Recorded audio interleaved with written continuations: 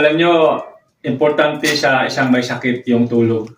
Talagang kailangan mong matulog ng 6 to 7 hours sa bawat araw para makapag-relax, no? Makapag-regenerate ang ating mga cell dahil nangyayari yung cell regeneration kapag ka tayo ay mahimbing ang tulog, no? So kaibigan, paano ka makakatulog ng maganda kung ang higaan mo naman ay talagang mararamdaman mo na hindi ka komportable, no? So ang ginawa natin kaibigan, una umorder tayo nitong itong bedsheet na to mga kaibigan, no? Nagustuhan ko talaga ito yung Canadian cotton mga kaibigan. Yung usong-uso ngayon na pinaka-presko sa ating pakiramdam pag tayo natutulog, no? So ito eksakto lang sa sukat niya mga kaibigan, no? Kaya ang ginawa natin ay napabili ulit tayo ng panibago, no? So magpapalit na tayo ngayon ng ating Canadian cotton na bedsheets, no? 3-in-1 to mga kaibigan, may kasamang punda. Yan, no? Yan. So magpapalit tayo para makita nyo na talagang swak lang na swak dito, no? Ito na yung ating nabiling yun. Nagpahabol ako ng dalawa mga kaibigan. Kasi nga, nagandahan talaga ako, no? Priskong. Yan.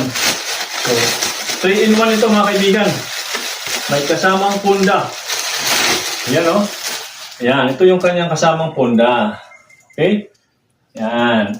Napakamura lang ito kaibigan, no?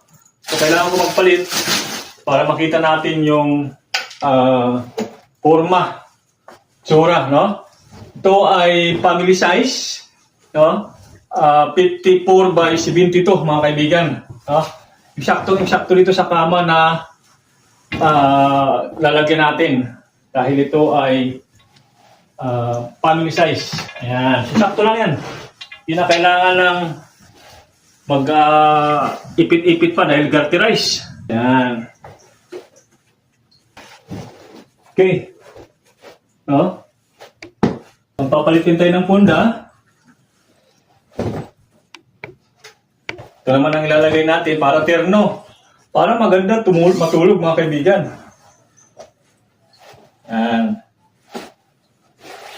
So, napakaganda nito para sa mga may karamdaman dahil relax talagang tulog mo mga kaibigan.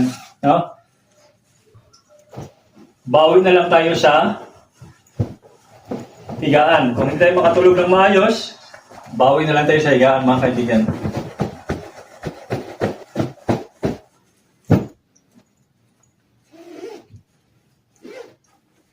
Ayan mga kaibigan, no? 3-in-1. No? Bedsheet, pillowcase, dalawa, kaya 3-in-1. No? So napakasarap nito mga kaibigan sa pagtulog.